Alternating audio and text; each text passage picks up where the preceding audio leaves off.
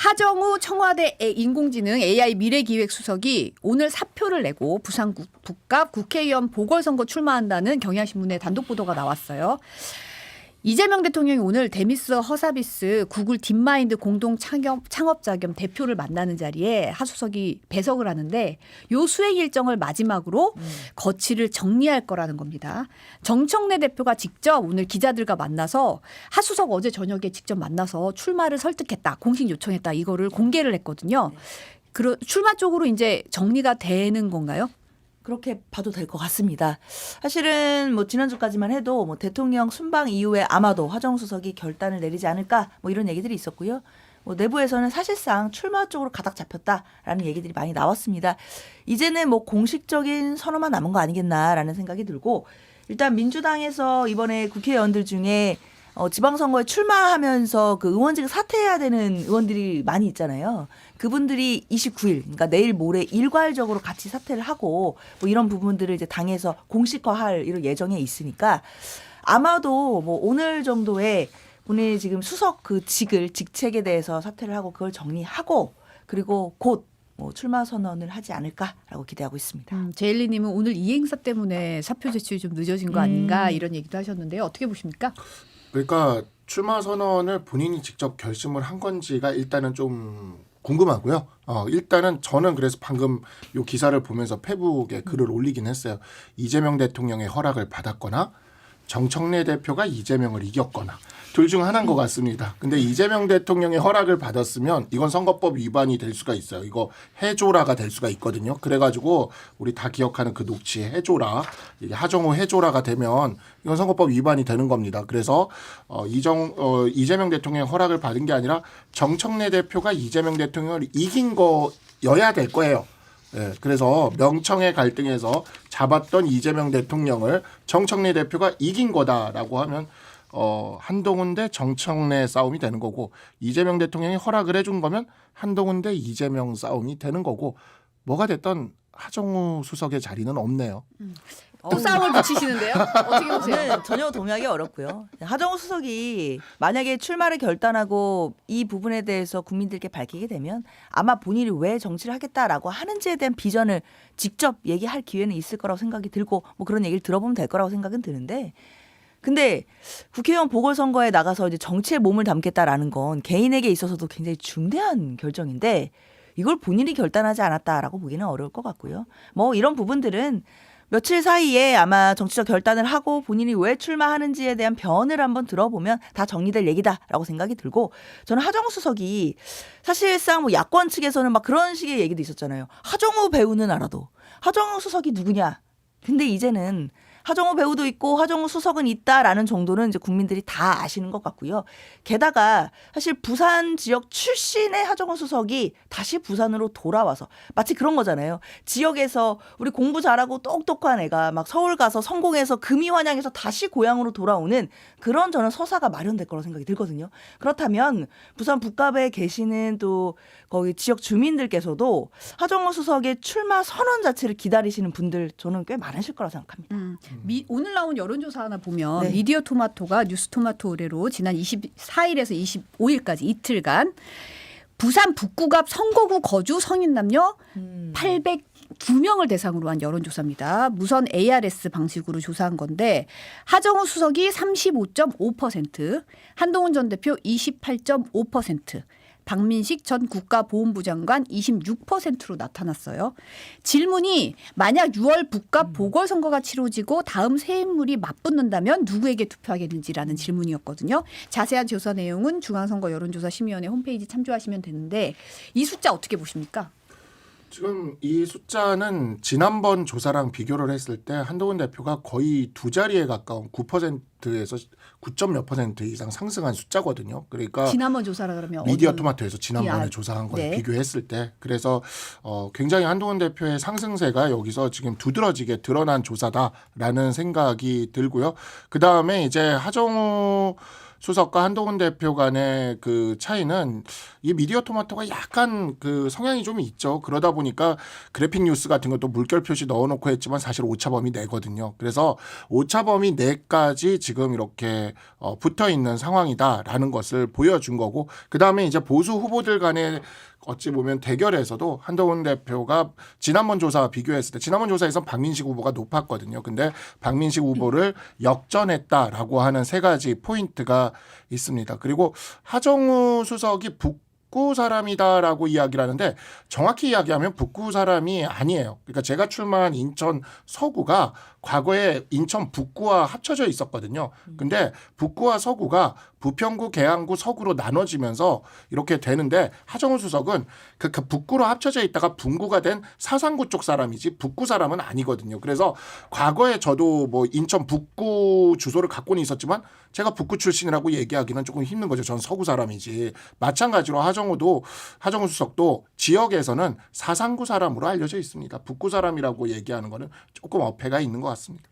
뭐 그렇다 하더라도 뭐 그 부분에 대해서는 아마 하정우 수석이 더 얘기할 기회가 있을 거라고 생각이 드는데, 그렇다고 하더라도 사실 한동훈 전 대표는 뭐 부산 출신이 아예 아니기 때문에 그런 부분에 있어서는 부산 시민들이 왜 출신도 아닌데 부산에 와서 선거를 하려고 하냐, 보궐선거를 하려고 하냐, 이런 정서는 계속 있을 것 같고, 한동훈 전 대표로서도 그런 부분에 대해서 넘어야 될 산들은 분명히 있는 것 같아요. 왜냐하면 지금 경쟁자라고 할 수 있는 하정우 수석이나 박민식 전 장관 같은 경우에는 둘 다 모두 부산 출신인데, 그에 비해서 한동훈 전 대표는 상대적으로 지역 연고가 굉장히 약하다는 점, 이 부분은 계속 약점으로 지적될 것 같고요. 선거 기간 내내 부산 시민들이 왜 부산에 왔는데 라는 이야기를 할 거고, 그런 부분에 대한 답은 계속 해야 될 거다라는 생각이 들고요.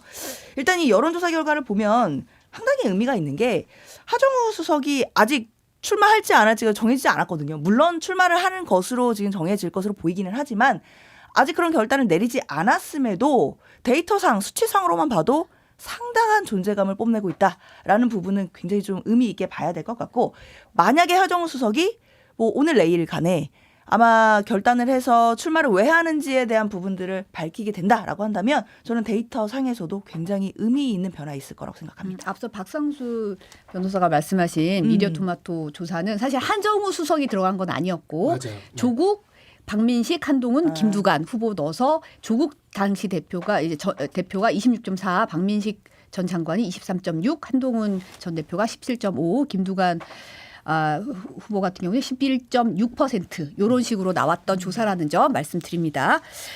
사실 어제 의미심장한 게 구포초등학교 동문체육대회 행사가 이 지역구 굉장히 큰 행사더라고요. 부산 북갑에서. 근데 국민의힘 소속 박민식 전 장관과 무소속 한동훈 전 대표가 처음으로 대면을 했습니다. 아주 미묘했다고 분위기가. 네, 대화 없이 1초 악수만 나눴다는 얘기가 지금 나오고 있던데, 굉장히 엇갈리면서 이제 서로 악수를 이렇게 청하는 이 장면들이 연출이 됐어요. 이때 분위기 어땠다고 하던가요? 직접 가시진 않은 거죠? 근데 구포초는 제가 직접 가지는 않았는데 박민식 후보는 지금 한동훈 전 대표와의 관계에서 조금 저런 모습을 보여줘야 되기는 합니다. 그러니까 이제 박형준 시장이 공천받기 전까지 모습과 좀 유사한데, 장도영 대표가 어쨌든 이번 선거를 우리 당에서 민주당에 대항하는 선거가 아니라 한동훈 대표와 싸우는 선거로 지금 치르고 있다 보니까 박민식 전 장관이 지금 또 그 대자유총회 대표이기도 한 장도영 대표의 대표적인 지지 기반인 또 이영풍 전 기자가 또 여기서 지금 후보로 뛰려고 하고 있거든요. 그러다 보니 박민식 전 장관 입장에서 공천을 받기 위해서는 한동훈 전 대표와 저런 모습을 보여줄 수밖에 없는 상황이다. 그래서 공천 받을 때까지 우리 당 후보들이 보였던 그 모습들과 굉장히 유사한 모습을 지금 보여주고 있는 거고요. 이날 요 체육대회에서 이제 또 계속 화제가 되고 있는 거는 강성 보수 지지층 중에 한 분이 나타나서 이야기를 한 것이 있었죠. 그게 지금 영상으로도 많이 나오고 하는데, 한동훈 전 대표가 그 부분에 대해서 다 경청을 하고 그 얘기에 대해서 이렇게 이야기를 듣는 모습을 보여주는데, 저는 그게 생각이 났어요. 재작년 전당대회 때 저희 대전 충청에서 그 친윤 쪽의 사람들이 이제 중심이 돼서 일으켜서 좀 그 난투극이 한번 펼쳐진 적이 있습니다. 그때 한동훈 전 대표가 연설을 하다 말고 즉석 연설을 합니다. 마이크를 뽑아들고 국민의힘의 그 우리 보수의 지지자들이 이런 정치를 하는 거는 아니지 않느냐. 저한테 하시고 싶은 말씀은 다 해도 된다라고 이야기를 하고 그랬는데 그때 그 모습이 상당히 우리 보수 지지층의 어찌 보면 마음을 좀 울렸다는 평가를 받거든요. 근데 어제 모습도 사실 그런 모습을 보여준 것 같고 지금 오늘 그 약간 진보 성향의 미디어 토마토 조사에서도 이렇게 지금 박민식 전 장관을 한동훈 전 대표가 역전해서 이기는 걸로 나오고 있는데 앞으로 그런 격차는 이런 모습을 보여주면 보여줄수록 더 벌어질 것 같습니다. 글쎄요, 저는 일단 박민식 전 장관 입장에서는 당연히 지금 뭐 한동훈 전 대표가 각을 세울 수밖에 없다라는 부분은 동의합니다. 한동훈 전 대표도 마찬가지일 것 같고요. 일단 경쟁 구도인 건 분명하고 지금으로서는 3자 구도가 되는 것이 거의 확실하다라고 봐야 되기 때문에 당연히 뭐 신경전의 모습도 보이고 뭐 악수를 한 1초 악수했다 뭐 이런 언론 보도들이 있더라고요. 악수만 딱 하고 사실 그동안에 박민식 전 장관과의 뭐 인연을 생각해 보면 뭐 둘 다 검찰 출신이시고 그리고 윤석열 전 대통령 정부에서 그 초대 이제 그 행정부에 있었던 분들이잖아요. 맞아요. 장관을 했잖아요. 그런 인연을 생각하면 그래도 뭔가 악수를 하고 좀 뭐 인사도 나누고 뭐 이야기를 나눌 줄 알았는데 굉장히 좀 미묘한 신경전을 하는 듯한 그런 모습인 것은 그만큼 부산 북갑 선거가 뜨거워지고 있고 또 뜨거울 예정이다라는 걸 보여주는 것 같습니다. 이제 관심은 결국 이 3자 구도가 그대로 갈 것이냐 아니면 뭐 단일화가 있을 수 있을 것이냐 뭐 이 부분일 텐데 저는 개인적으로는 사실 한동훈 전 대표나 박민식 전 장관이나 단일화는 좀 어려울 것 같다라는 생각이 좀 들어요. 그 이유 자체가 일단 단일화를 한다라는 것은 정치인이 그 다음에 어떤 정치적인 미래가 있을 때 단일화를 결단합니다. 그러니까 만약에 이번 선거에서 단일화를 해도 내가 뭔가 큰 정치를 위해서 다음번에 이게 도움이 될 때 이걸 발판으로 그 다음에 뭔가를 한 단계 갈 수 있을 때 단일화 결단을 하는데 박민식 전 장관이나 지금 한동훈 전 대표나 지금 본인이 이기는 단일화가 아니면 의미가 없어질 거예요. 박민식 전 장관도 본인으로 단일화가 되는 것이 아니라면 본인이 지는 단일화라면 이 지역에서 다시 어떤 정치를 하기가 어렵다라고 판단할 수도 있거든요. 그 다음에 미래가 상당히 불투명해질 수도 있다라는 판단이 있을 수 있고 한동훈 전 대표 입장에서도 사실 이번 보궐선거에 승부수를 걸었는데 본인이 이기는 단일화가 돼야 되지 본인이 지는 단일화가 되면 이 단일화에 뭐 용납할 가능성이 없기 때문에 사실상 3자 구도가 그대로 갈 것 같고 단일화는 사실상 어렵지 않을까라는 예상도 해봅니다. 안 그래도 박민식 전 장관이 고성국 TV 나와서 당에서 당 지도부가 단일화하라고 해도 나는 노 할 거다 이렇게 단호하게 얘기를 하더라고요. 지금 컴프리님은 단일화 한다 그래도 박민식 전 장관을 찍으려던 표가 한동훈 전 대표한테 갈까라고 의문을 또 나타내시기도 하셨거든요. 이 부분 어떻게 보세요? 그러니까 뭐 이런 비슷한 3자 구도의 선거에서 그러한 현상이 나타났던 대표적인 지역구가 지난 총선 때 부산 수영구예요. 친윤의 후보였던 그 장해찬 후보가 막말 논란으로 낙마를 하게 되고 그 다음에 이제 그 동아일보 기자 출신이었죠. 바로 그 정현욱 의원이 출마를 하게 되죠. 갑자기 그렇게 되면서 그때도 약간 이렇게 친한 친윤 구도가 이제 부산 수영에서 벌어지게 됐는데 민주당에서는 그 3자 구도가 가게 되면은 자연스럽게 자기들이 이제 승리할 수도 있을 거다. 부산 수영구는 완전히 그 어찌 보면 부산에서는 또 우리 보수 정치의 좀 텃밭 같은 곳이었거든요. 그럼에도 승리할 수 있을 거다라고 생각을 했지만 마지막까지 여론조사도 되게 민주당이 좀 유리하게 나오는 것도 있고 그랬는데 결정적으로 마지막 순간에 이제 그 보수 유권자들이 승리할 수 있는 곳에 표를 몰아주는 그러니까 자동 단일화죠. 자동 단일화가 이루어져서 장해찬 후보가 9% 득표를 하면서 선거비 보전도 못 받고 이렇게 낙선을 했던 사례가 있습니다. 그래서 그것도 이제 부산에서 벌어졌던 사례고요. 지금 현재 박민식 후보는 지금 뭐 장동혁 대표는 뭐 한동훈 전 대표와 함께 가려고 하는 것 같으면 뭐 하여튼 자기에게 바라는 것 같으면 해당 행위라서 후보 교체까지 하겠다고 지금 막 선언하고 있잖아요. 그러니까 박민식 후보 입장에서 지금 공천도 못 받은 상황이기 때문에 확정이 안 됐죠. 예, 이영풍 후보가 공천될 수도 있어요. 갑자기. 그러니까 이 박민식 후보 입장에서는 이렇게 얘기할 수밖에 없습니다. 이거는 과거에 박형준 시장도 이런 모습을 계속해서 보여줬고 지금 어쨌든 당권은 장동혁 대표가 갖고 있기 때문에 장동혁 대표 눈치를 안 볼 수가 없는 거죠. 공교롭게도 제가 그 오늘 아침에 조선동아 칼럼을 봤더니 장동혁 대표와 한동훈 전 대표 사이에 관계를 거론하는 칼럼이 있더라고요. 동시에 이제 나왔더라고요. 근데 동아일보가 한동훈 패러독스라면서 한동훈이 잘 싸우면 장동혁이 살아남는다.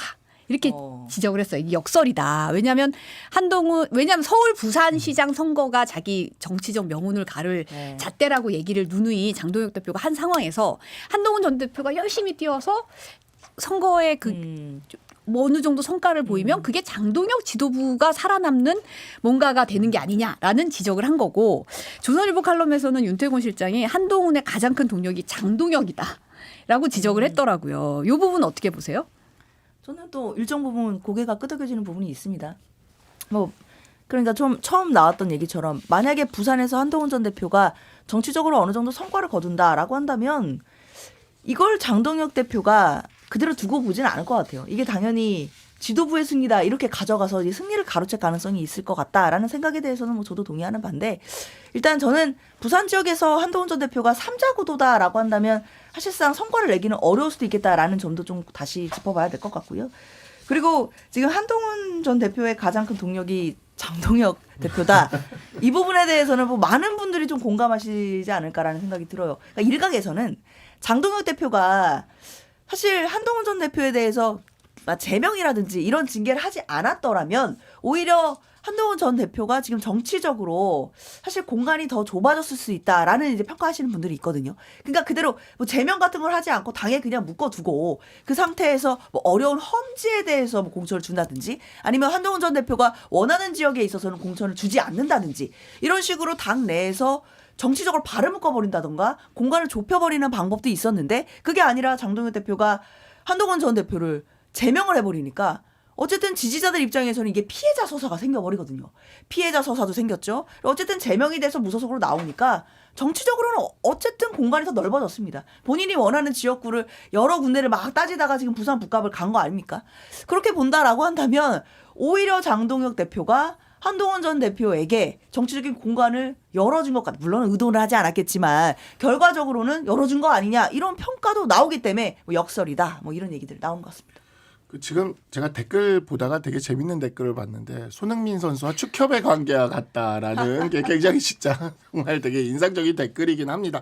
그러니까 제가 출마했던 지역구 인천 서구에서 3선을 했던 이학재 의원이 있어요. 근데 이학재 의원이 마지막 3선을 할 때는 3자 구도에서 그때 이제 안철수 국민의당이 나왔을 때 3자 구도에서 44% 득표만으로 당선이 됐습니다. 근데 지역에서 무슨 이야기를 했냐면 이학재 의원의 당선은 안철수 국민의당도 있었지만 박근혜 전 대통령이 당시 선거의 여왕으로 불렸죠. 박근혜 전 대통령이 자신의 비서실장이던 이학재 의원 지역구에 선거 기간 3번이나 왔거든요. 그 3번 오면서 분위기가 바뀌었다고 해요. 그러니까 우리 보수 정치, 뭐 민주당도 마찬가지일 것 같습니다. 우리나라 정치에서 한 계파의 리더급이 되려면 적어도 한 지역 또는 전국적인 선거에서 험지를 격전지로 만들고 격전지를 이기는 곳으로 만드는 그런 위력을 가진 정치인이어야 돼요. 근데 한동훈 전 대표가 지금 부산 북갑에 들어오면서 부산, 울산, 경남에 지금 우리 당의 선거 그 전망이 대구, 경북보다 오히려 좋아지고 있습니다. 특히 대구보다는 좋아지고 있는 그러한 상황이 펼쳐지고 있는데 이건 정말 보수 정치에서 잘 나타나지 않던 현상이죠. 그러니까 한동훈 전 대표가 지금 분명히 그러한 모습, 과거에 박근혜 전 대통령 선거의 여왕이던 박근혜 전 대통령의 모습을 지금 부울경에서는 아직 확실하지는 않지만 그래도 조금씩 드러내고 있다. 그리고 이것이 만약에 입증이 된다면 결국 리더십은 이번 지방선거와 보궐선거 이후의 리더십은 그 승자에게 몰릴 수밖에 없다. 장동혁 대표는 지금 아무도 찾지 않잖아요. 아무도 찾지 않는 사람이 리더가 될 수는 없습니다. 제가 한 가지만 좀 추가를 해보면 이제 앞서 나왔던 얘기는 결국에는 이제 한동훈 전 대표에게 장동혁 대표가 동력이다. 뭐 어쨌든 도와준 거 아니냐. 뭐 이런 평가였다면 저는 또 반대로 한 가지 측면을 덧붙여서 선거 패배 이유를 생각해보면 만약에 국민의힘이 사실 뭐 많은 분들이 또는 언론이 예상하는 것처럼 국민의힘이 선거에 패배를 하게 되면 그 이후에 책임론이 나올 거 아닙니까? 그 책임론에 대해서 저는 당연히 장동혁 대표 본인이 가장 큰 책임이 있지만 그럼에도 책임을 분산시킬 시도를 할 것 같아요. 근데 그 책임을 분산시킬 때 가장 큰 게 물론 대표인 저에게도 책임이 있습니다. 그렇지만 당대표를 흔들고 당을 분열시켜서 결국에 선거가 제대로 똘똘 뭉쳐서 치러지지 않게 한 친한계 내지는 또는 뭐 개혁파라고 할까요? 또는 당대표를 흔들려고 했던 세력들에게도 책임이 있다라고 저는 책임을 분산할 것 같거든요. 그런 의미에서는 그때 가면 책임론이 벌거지는 때에 가면 장동혁 대표에게는 또 한동훈 전 대표가 핑계거리가 또 될 수도 있겠다라는 생각도 합니다.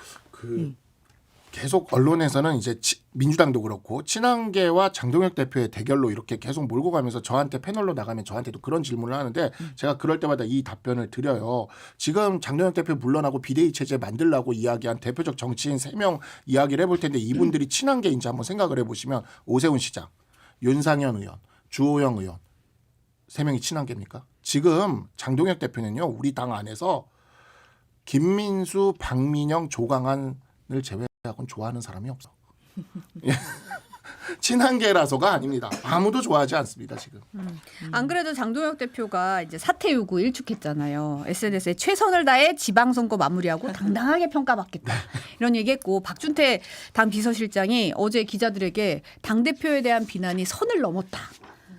당대표 흔들지 말라 이런 얘기하고 있는 거예요. 근데 이제 배현진 의원이 또다시 윤리위에 제소된 배현진 의원이 오늘 아침에 SBS 라디오에 출연해서 이 제소는 한번 법원에서 제동을 받았기 때문에 칼 못 뽑을 거다 이런 얘기하면서 또 이런 얘기를 했어요. 원래 제소된 게 장동혁 대표에 대한 비난과 조롱을 하고 있다라는 이유였는데 지금 보니까 부산도 갔다 그러고 네. 뭐 그리고 이제 이 장 대표 방미 일정에 대해서 브로커나 로비스트 엉터리들에게 속아서 간 거 아니냐. 이거 억 단위 비용이 들어갔을 수도 있고 거액이 소요됐기 때문에 성과가 어떤 성과가 있었다 알릴 의무가 있는데 보안이라는 납득 안 되는 설명만 하고 있다라고 다시 한번 지적을 했거든요. 그렇죠. 뭐 배현진 의원의 지적은 사실 배현진 의원만 지적한 게 아니라 지금 뭐 타령하고 투항했긴 했지만 홍준표 전 대표도 이 부분에 있어서는 지적을 했어요. 물론 이제 타령을 했기 때문에 윤리위에 못 보내는 것 같은데 장동혁 대표가 지금 이런 게 너무 억울하면 그냥 명명백백히 밝히면 돼요. 아니 차관보를 만났는지 차관보급을 만났는지 차관 비서실장을 만났는지 뭘 했는지 뭐 명명백백히 밝히면 되는데 지금 보면 뭐 JTBC에서 계속 나오고 있지 않습니까? 다시 한 명 더 만났다는 사람도 사실은 알고 보니 차관보급이 아니었다 뭐 이런 기사가 나오고 정말이지 제가 진짜 답답했던 게 뭐냐면 이걸 왜 장동혁 대표가 해명하면 되는데 미국에 같이 갔다 오지도 않은 박준태 비서실장이 왜 해명을 하는지 모르겠어요. 박준태 비서실장은 무슨 죄입니까? 미국에 갔다 오지도 않았는데 지금 아까도 말씀드렸듯이 당내에서 장동혁 대표를 좋아할 사람들은 소위 말하는 장동혁 일당이라고 저는 장동혁 일당이라고 요즘 부릅니다. 김민수, 조강한, 윤민우, 이호선, 뭐 박민영 이런 사람들 정도예요. 그리고 그쪽에 지금 세가 얼마나 줄어들고 있냐면 원래 우리 당이 그 계엄과 탄핵 이후에 원외 당협위원장들 중에서 비율이 8대2 정도였거든요. 근데 점점 이게 제가 좁혀진다 그랬어요. 그러니까 그때 윤석열 대통령 탈당을 주장했던 게 저를 포함해서 한 21명이 있었고 윤석열 대통령 탄핵 반대 모임이 한 80명 있었어요. 그게 8대2 정도였거든요. 그랬는데 지난번에 이제 요번에 보니까 장동혁 대표 물러나지 말라고 성명을 박종진 인천시당위원장이 중심이 돼가지고 냈는데 28명 남았더라고요. 그러니까 거기도 이제 20명대로 줄었어요. 반면에 우리는 지금 소위 말하는 친한계라고 불릴 수 있는 원외 당협위원장 숫자는 30명을 넘어가고 있습니다. 우리는. 그러니까 저쪽보다 우리가 이제 숫자가 많아졌어요. 그러니까 벌써 저쪽과 우리로 나누시네요. 그건 이미 8대2일 때부터 그 사람들은 왜냐하면 우리 그때 장동혁 대표 사퇴하라고 해가지고 저도 지금 윤리위 가 있거든요. 장동혁 대표 사퇴 성명 낸 사람들 20몇 명 저도 거기 이름 들어가서 저도 지금 윤리위 가 있는데 윤리위에서 부르진 않아요. 그래서 아직도 안 불러요. 그래서 배현진 의원도 윤리위에 가 있지만 안 부를 거니까 이렇게 얘기를 하시는 거죠.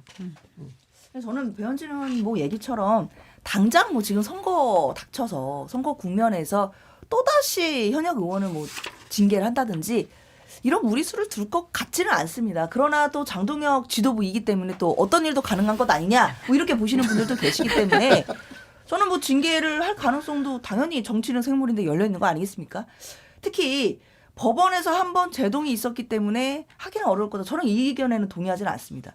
그거는 또 다른 얘기인 게 법원에서 제동이 있어서 물론 가처분이 받아들여졌죠. 그러면 법원이 왜 가처분을 받아들였는지 그 이유를 잘 보고 그거에 맞춰서 다시 징계를 하면 되거든요. 그러니까 징계 사유와 절차를 합당하게 해서 사실 법원에서 제동을 걸지 않을 정도로 제명을 하면 됩니다. 그러니까 그렇기 때문에 뭐 법원에서 제동을 했다 이것 자체가 뭐 어려움이 되지는 않을 것 같고요. 정치적 결단이죠. 정치적으로 제명을 할 것인지 말 것인지 제명이 아니라 징계를 할 것인지 말 것인지를 정하고 나면 그 다음에 징계가 하든지 말든지가 결정되는 것이지 이게 앞서서 뭐 가처분이 있었기 때문에 못할 것이다 뭐 이렇게 되지는 않을 것 같고 장동혁 대표로서는 더 이상 당대표를 흔들고 분열을 획책하는 것을 참을 수 없다라고 결단한다면 저는 본보기로 다시 윤리위 열어서 징계할 가능성도 열려 있다고 생각합니다. 근데 민주당 쪽에서 장동혁 대표를 최고 전략 자산이라고 얘기하는 것도 제가 봤고 지금도 여기 지금 댓글들에 장동혁 파이팅, 장동혁 지켜 뭐 이런 댓글들이 지금 달리고 있는데 아니 정말 장동혁 대표가 만약에 지방선거 전에 물러나잖아요. 그럼 선거 진짜 굉장히 달라질 겁니다. 지금 보면 아까도 여기 손흥민과 축협의 관계를 이야기를 하는데 오늘 동아일보 거기 기사에 나온 것처럼 우리 당 후보를 찍고 싶은데 우리 당 후보를 찍으면 장동혁 대표가 계속 갈까 봐 못 찍겠다는 사람들이 너무 많아요. 근데 그리고 또 민주당은 장동혁 대표가 윤호개인이랑 제대로 손절을 안 하고 있으니까 이 선거를 계속 내란 선거라는 국면으로 끌고 가잖아요. 근데 그 장동혁 대표가 물러나고 비대위가 들어서기만 해도 굉장히 그 전선 자체가 다 무너지게 되는 거다 보니까 민주당은 진짜 장동혁 대표를 정말 제가 민주당 후보면 정말 진심으로 응원할 것 같아요. 그런데 한번 두고 보시죠. 지금 장동혁 대표를 좋아하는 사람이 당에 없어요. 아까도 이야기를 했듯이 오세훈 시장, 그 윤상현 의원, 주호영 의원은 친한 게 아닙니다. 근데 지금 다 한 목소리가 나오고 있는 거죠. 근데 이제 송원석 원내대표가 지금 김기현, 나경원, 안철수 의원에게 공동선거대책위원장 맡아달라고 제안했다고 하거든요. 물론 이제 박성훈 원내수석 대변인이 제안이 간 건 맞는 것 같은데 아직 답을 못 받았다. 그래서 확정은 아니다 이렇게 밝히긴 했는데 요 의미는 결과적으로 중앙선대위의 얼굴을 좀 바꿔보자 이런 의미가 있는 거잖아요. 그렇죠. 그러니까 근데 지금 그것도 승낙이 바로 나온다고 얘기하지를 않잖아요. 지금 기사에서는 했는데 승낙은 못 받았다. 이게 그러니까 아무도 장동혁 대표와 함께 가려고 하지 않는다니까요. 그냥 그 조강한 김민수 공동선대위원장으로 선거 치르세요.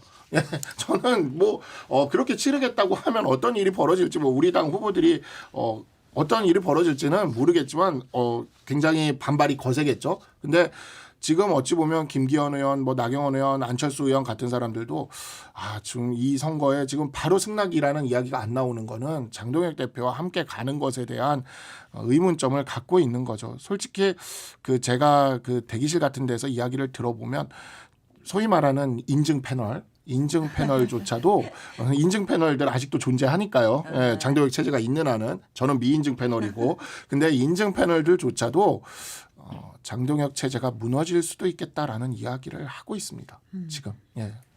근데 뭐 저는 김기현 의원, 뭐 나경원 의원, 안철수 의원이 공동 선대위 꾸릴 가능성이 있다고 봅니다. 일단 당의 중진이기도 하고 당에서 어쨌든 지분 선거가 어려운 국면이니까 중진들이 좀 나서줘야 되는 것 아니냐. 뭐 이렇게 하면 거절할 명분도 없고 저는 공동선대위가 나와서 아무래도 장동혁 대표는 조금은 좀 물러나는 것까지는 아니지만 현장에 아마도 이제 얼굴을 그렇게 드러내지는 않고 공동선대위원장들이 좀 전국을 누비는 뭐 그런 방식의 전략을 쓸 가능성도 열려 있다고 보여요.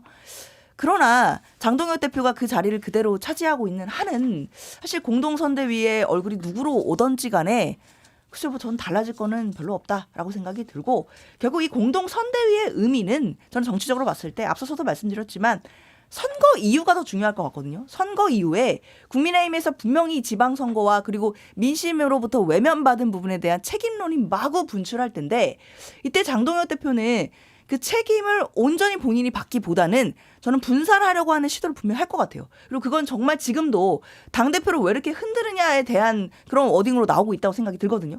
당대표를 왜 흔들고 분열하냐. 민주당은 저렇게 똘똘 뭉쳐서 가는데 왜 여기는 하나로 가지 못하느냐에 대한 내부적인 얘기들이 저는 있는 것 같아요. 그렇다면 장동혁 대표는 이번 지방선거에서 만약에 패배하더라도 그것이 본인만의 책임은 아니고 결국 당대표를 흔들고 당을 하나로 모아지지 못하게 했던 사람들도 같이 책임인 거고 만약에 공동선대위에 이런 중진 의원들도 나온다라고 한다면 다 같이 책임이 분산되는 효과를 저는 볼 수밖에 없을 것 거라고 생각이 들어요. 그래서 저는 이제 박성수 변호사가 이제 장도혁 대표가 물러나는 게 하나의 변수가 될 거다 이런 얘기를 하셨는데 사실은 장도혁 대표의 장도혁 대표가 당원들의 선택을 받았다고는 하지만 장도혁 대표의 등장은 본인이 혼자 뭔가 동력이 있어서 갔다기보다는 어떻게 보면 픽이잖아요. 언더진윤의 픽이라는 게 이제 이런 언더진윤의 픽이라는 얘기를 듣고 있는 거죠. 왜냐하면 1.5선의 의원이 그렇죠. 당대표까지 가게 되는 그 과정에 있어서 어떻게 보면 이분이 나서는 게 좋겠다라고 한마디로 기획을 한 거라는 얘기가 이제 뭐 여러 가지 평가를 받고 있는 상황에서 이분을 바꾼다고 해서 주류가 바뀔까라는 의문이 들긴 하는 거죠. 그러니까 뭐 소위 말하는 언더찐윤이라는 분들도 지금 이제 장도혁 대표를 좋아하는 것 같지는 않고요. 당내에서 언더찐윤이라고 얘기하기는 힘들었지만 어쨌든 당의 최대 중진 중에 한 분이신 주호영 의원께서 라디오에 나와서 하신 말씀이 장도혁 대표가 말을 안 듣는다라는 이야기를 하지 않습니까? 말을 안 듣는 거예요 지금. 그래서 이러한 부분들에 있어서 그 제가 부산을 지금 계속 가고 있지만 부산에서 민심을 들어봐도 소위 말하는 윤어게인에 해당되는 강경 보수인 분들조차도 장동혁 대표를 비토하더라고요. 제가 진짜 2주째 가고 있지만 2주째 만난 사람 중에 장동혁 대표 칭찬하는 사람을 한 명도 못 만났어요. 그것도 강경 보수 쪽에 있는 사람들도. 그러니까 장동혁 대표는 정말 이제는 갈 곳을 잃었지만 어쨌든 공천권과 윤리위라는 징계권 이 두 개를 가지고 공천 취소와 숙청 정치를 가지고 자기 권력을 끝까지 한번 버텨보겠다라는 지금 생각인 것 같아요.